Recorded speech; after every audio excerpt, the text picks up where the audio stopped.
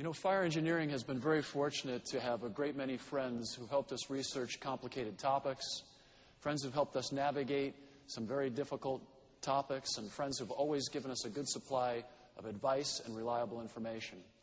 Among those good friends is today's keynote speaker. When I asked her if she could help us to better understand women's issues, she was there. When I asked her to share her wisdom with a broader audience, she began her wildly successful fire engineering radio program, The Connection.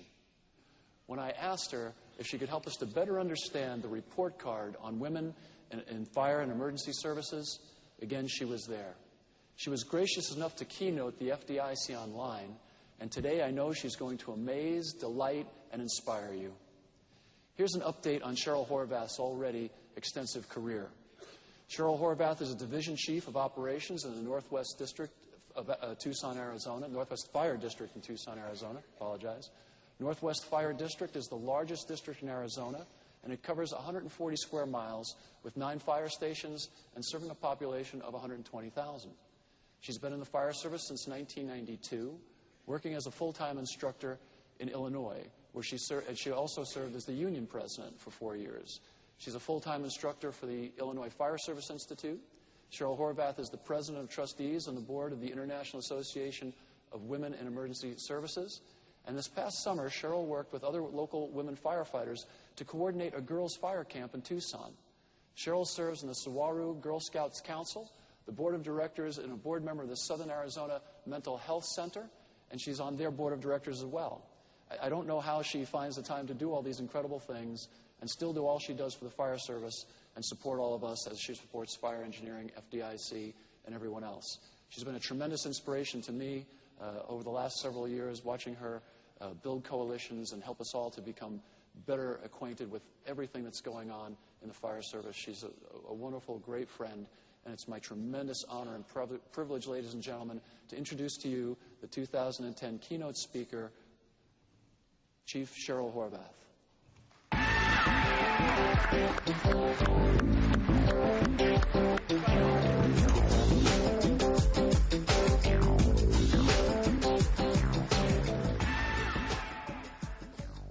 Okay, just so you know, this isn't intimidating at all. Well, I'm humbled to be on the stage this morning. I didn't realize I was going to be following the Courage and Valor Award, so I'm going to make my comments brief because there's a captain that works in California that I need to catch before he leaves. I want to recruit him and bring him over to my fire district. My name is Cheryl Horath. I'm the Division Chief of Operations for Northwest Fire District. I've been in the fire service for 18 years. And frankly, when I first got into the fire service, I entered for all the wrong reasons. I was looking for great pay and benefits. I was looking for a pension. I had a business that I was operating. I thought the fire service would be a great part-time job. Again, all the wrong reasons. I went through the civil service testing process, and I finished second on the list. After 8 months, I had the good fortune to be offered a job as a firefighter. Funny thing happened. I went to Fire Training Academy for 6 weeks, and I was hooked. It was in my blood. When I graduated from that academy, I couldn't imagine doing anything else with my life. My first day at the fire station was very interesting. I had 3 men at 3 different times throughout the day tell me that I either didn't deserve to be there, couldn't do the job, or they didn't want me there. The reason why I tell you that is because I was 32 years old when I came into the fire service. I had worked in many other professions, with men, alongside men, supervised men. I never had anybody else question my abilities. I knew after that first day that the rules of the game had changed for me, and I was going to need to learn to adapt. It's similar to the elephant and the mouse theory, and for those of you that haven't heard it, it goes something like this. If you're an elephant in the room and there's a mouse in the room, how concerned are you about the mouse? Not very much. Really doesn't affect your life at all. But if you're the mouse in the room and there's an elephant, you are keenly aware of everything that's happening. You need to know the elephant's movements, their preferences, their habits. At any moment, you could be crushed. It's a parable in terms of how we operate in our world. Elephants can move around freely. They have control over their environment. Mice, not so much. That first year, I worked really hard. I got great advice from some folks. They told me to study, train, learn my craft. They told me to keep my mouth shut for the first year, and for some of you in the audience that know me, you realize how difficult that was, but I did it. Step one of purposeful leadership, be a follower, and that's what I tried to do. I learned my craft, I trained hard, I worked at the Illinois Fire Service Institute as an instructor. I didn't want to show any weakness whatsoever. I didn't want anybody to say that I couldn't do the job, almost to a fault. My third year on the job, I had a very significant event happen in my life. My father passed away. My father was my mentor. My father was a former Marine. He was one of those people that, for some of you in the audience, probably the same thing. You learn to appreciate your parents the older you get. And that was the case with me. I'm hoping that works with my 11-year-old daughter. We'll see what happens with that. My dad worked at General Motors for 30 years. He started out in labor. He retired as the head of engineering. He had no college degree. We talked a lot about labor management, working in a union environment. He had a lot of great advice for me. At my dad's wake, there were some younger folks that came to the wake, and in particular, there were some women who were there.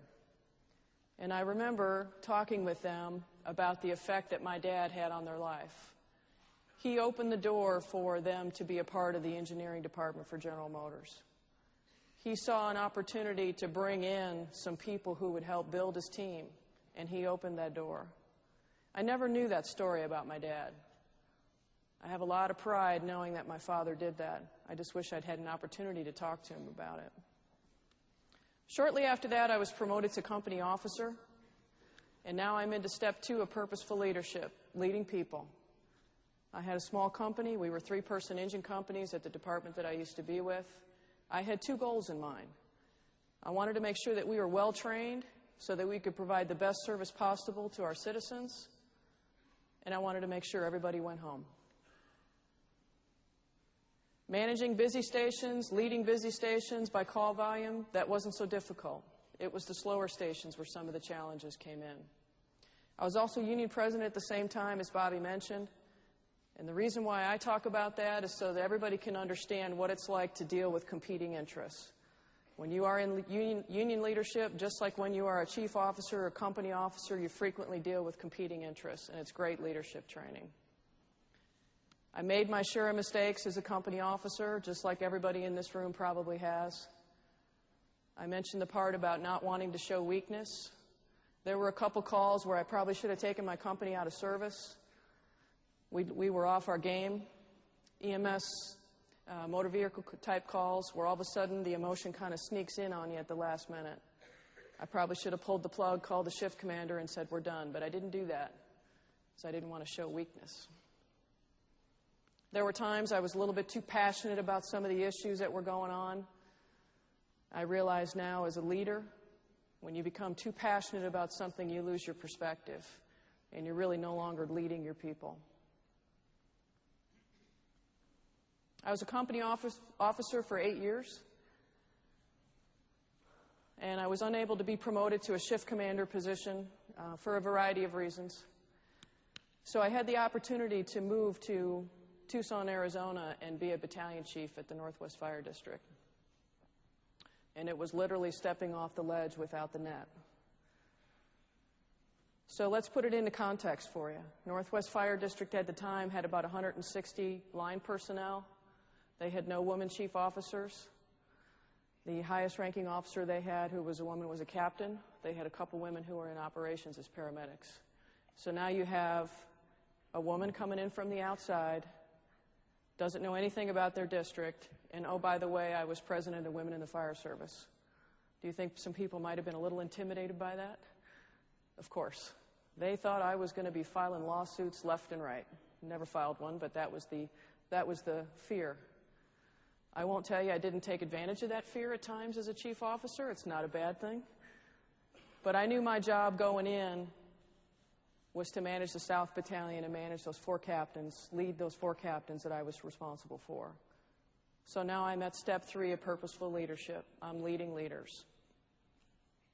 It was important to me that they thought that I could do the job, that I knew tactics, that I knew strategy, and it was important to me that they could trust me. So guess what? I was the mouse again. I was the outsider coming in. I was the one making the observations, listening with both of my ears and not talking. And I learned about all kinds of things like fog nozzles on hand lines, calves engines, and the forbidden words in Central Illinois 4 years ago, positive pressure attack. But I listened, and I learned the tactics. It was important that I be able to be on the same level with those folks. I also learned how difficult middle management is. Battalion chief position is incredibly difficult. There's a lot of direction that comes down from the top that battalion chiefs may not really understand, but you have to have the ability to put it in context. And you have to be able to sell, if you will, the decision to the troops.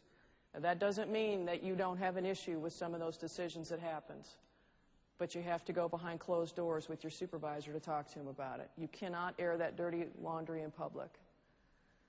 If our mission is community service, and we're going to do whatever we can do to provide that community service, then we need to keep our folks focused on their jobs, not about what the chief did or what the assistant chief did or whatever. So the task for middle management sometimes can be very, very difficult.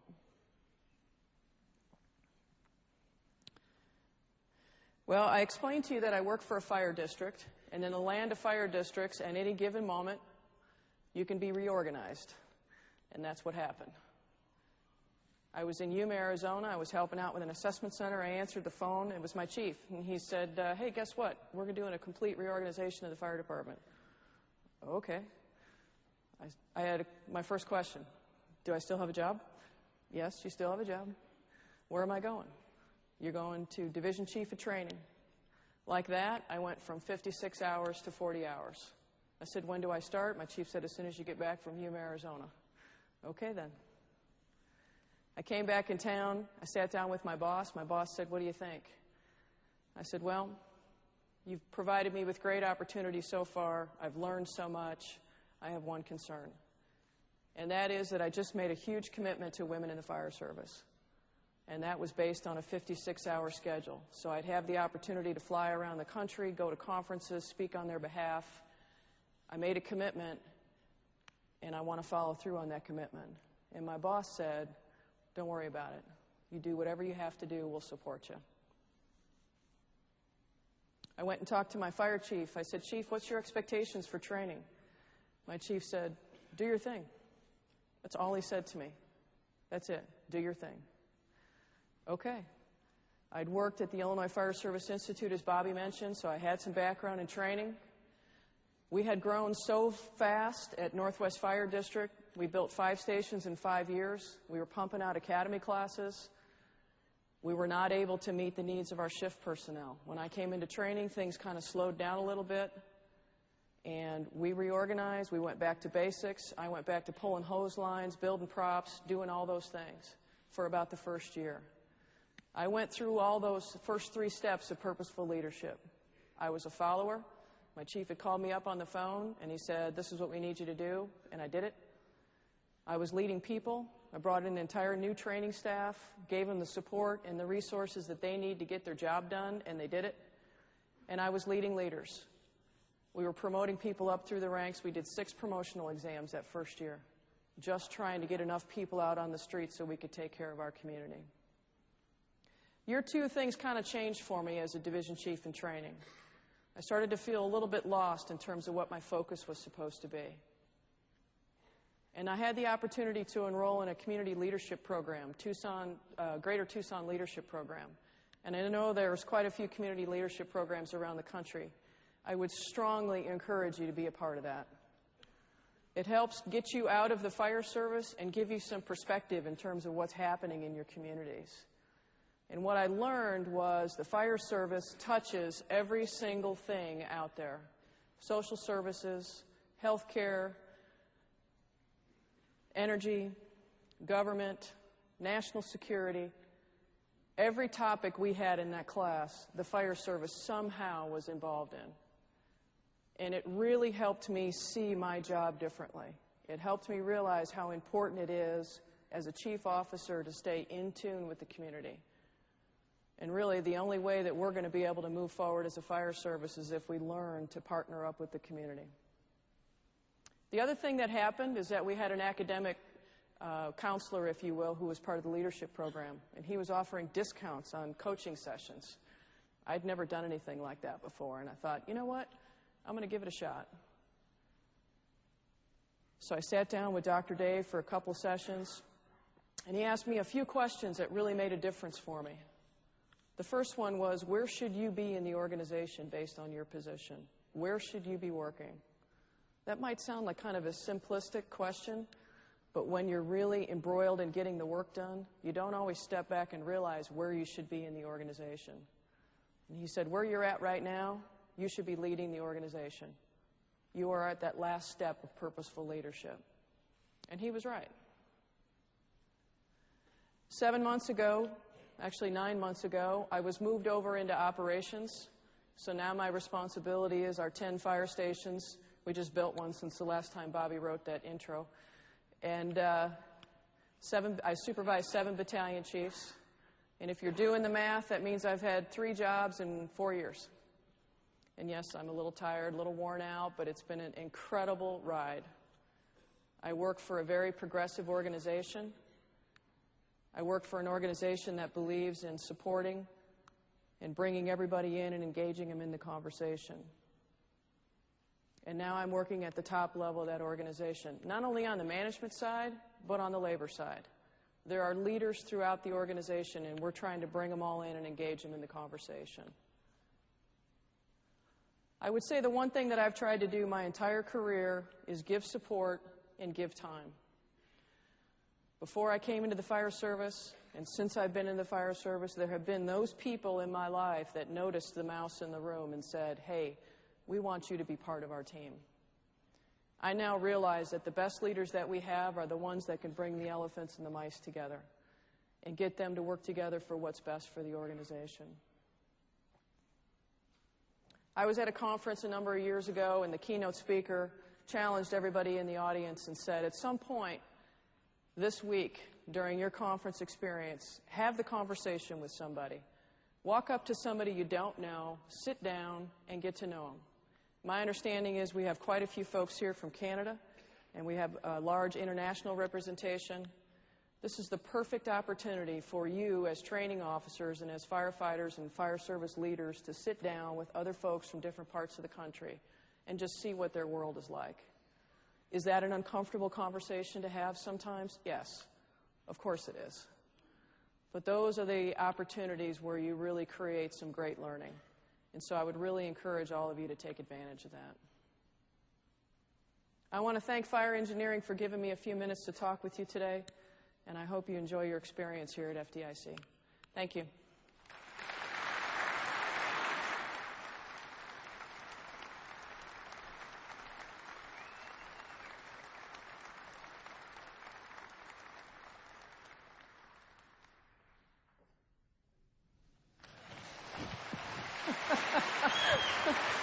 Thank you.